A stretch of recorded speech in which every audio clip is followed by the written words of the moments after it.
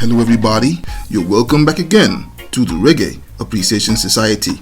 In every field of endeavor, there have always been landmark iconic moments that are so significant that they become engraved in the pantheons of pop culture and immortality. In the world of boxing, you have Mike Tyson's 91-second demolition of Michael Spinks in 1988 as prime example. In the field of pop music, you've got Michael Jackson's electric performance at the Motown record label's 25th anniversary, where he astonished the world with his signature dance move called the moonwalk. But as far as dancehall, and indeed the entire story of reggae is concerned, I believe Yellowman's sublime showing at the 1982 edition of the Reggae Sunsplash is easily among the greatest live performances that the genre has ever seen.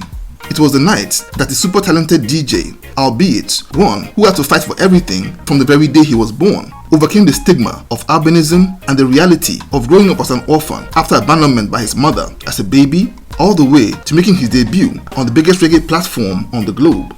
Seeing the incredible opportunity he was presented with, Winston Foster, aka Yellowman, would take the microphone, slip into a gear quicker than Mercury, and sank himself into legendary superstar status.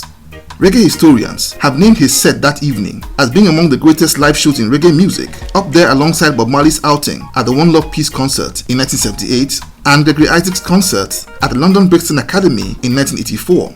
But Yellowman's legendary set isn't just iconic in itself, but truly set the stage for dancehall to go to the next level as a distinct subgenre of its own, and will draw the attention of international record labels to what was definitely about to be the next big thing in world music. Let's take a look at Reggae Sunsplash 1982, the night Yellowman took the crown as the King of Dancehall and put that art form on the global map. The Reggae Sunsplash is the archetype reggae festival and wasn't just the first of its kind, but also the biggest reggae event that the world had ever seen. An annual spectacle held on the beautiful north coast of Montego Bay in Jamaica. That festival made its debut in 1978 and would first feature the likes of Toots and the Maytals, Third World, and Bob Marley and the Wailers. Performers at the Reggae Sunsplash are always the who's who and hottest upcoming stars in reggae music, and it shows promoters' ability to always tap into the pulse of the culture and identify its most gifted performance. It's among the reasons why that festival achieved legendary status in a very short time. By 1981, it was already drawing huge numbers of fans from abroad as well as celebrities and record industry executives, in addition to the massive turnout by the local audience. For the 1982 edition, the organizers fixed it for the first week in August. It was just a year after Bob Marley had passed away, and there was a very heavy, unspoken pall of sadness that descended on Jamaica. And for that year, the organizers engaged popular headliners like the Mighty Diamonds, Israel Vibration, the Gladiators, Stevie Wonder, and Third World. And it was among that established and elite group of artists that Yellowman was also recruited to perform on day one of the festival. It had been 3 years since Yellowman had emerged as the winner of the popular Tasty Talent contest, and had a few months before began recording for ace dancehall producer Henry John Joe Laws. His album, titled Mr. Yellowman, had made quite a few waves thanks to his amazing talent and the sublime backing instrumentals of the Roots Radix Band.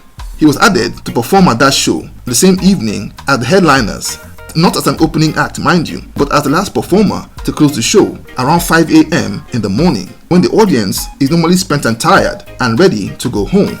On the surface, it looked like a disadvantage, but with all the titanic struggles that he had faced in the first 25 years of his life, he would turn that lemon into the sweetest lemonade and came out as the biggest star of the day. And to add to the awkward timing that he got, Yellowman also had to navigate the terrain very carefully, as he was then involved in a beef with a popular Montego-based DJ named Papa Richie, and was dreading a poor reception from the audience, or worse, backstage. So on that night, Ike performed between 4:30 and just after 5 a.m. And to close the show, Yellowman was invited on stage to do his thing, backed that night by the Super Sagittarius Band. The audience was exhausted, but when they saw the tall, lanky, and cheeky yellow dude come up on stage, it seemed to electrify them. Dressed in a yellow and silver top with cream pants on, he would strut on stage and strike one of his cheeky, trademark hilarious poses, and made the crowd laugh with a few jokes before starting with the track Jah Jah Made Us for a Purpose, a song in which he praised Jah for giving him his skin color despite the stigma and personal struggles, and admonished everybody to be proud of the way that Jah had made them. And that thought-provoking start immediately won the crowd over, and they would give him the most enthusiastic support that anybody had gotten the entire evening. Not missing a beat, Yellowman would flow from track to track to the utmost delight of the audience that filled Jarrett Park in Montego Bay that morning. He He smoothly flowed through tracks like Jamaica Proud of Me, Bubble Pon Me, and Herbman Life. He would flow halfway through a song and breaking down, pausing the band's instrumentals to give some social commentary and also crack a few jokes to the crowd, and would send the audience roaring and rolling with laughter before signaling to the band to continue. And he literally had the crowd eating out of his hand and could do no wrong that night. You see, after a very hard life, Yellowman on that stage had gotten his foot in the door, and boy, was he going to milk it for all it was worth. His astounding performance was excellently complemented by the great Sagittarius band that was led by the equally great Derek Barnett. At about 6 a.m, the sun had begun to rise, and Yellowman had run through all the songs that he was scheduled to perform and began to wind down his show, but the crowd was having none of it, and a massive roar for an encore forced him to dig into his bag of tricks and wind the crowd some more. And he would employ an assortment of hilarious jokes and a sublime and unbreakable stream of freestyling that kept the crowd skanking and laughing in ecstasy. There's always that time when a professional artist is in full flow, enjoying his craft and his connection with his audience, and that evening is a prime example of a musician in his natural element and habitat. He would tantalize and tease the audience to no end, and by the time he was finally done, that humongous audience was screaming so much that you could barely make out what Yellowman was saying.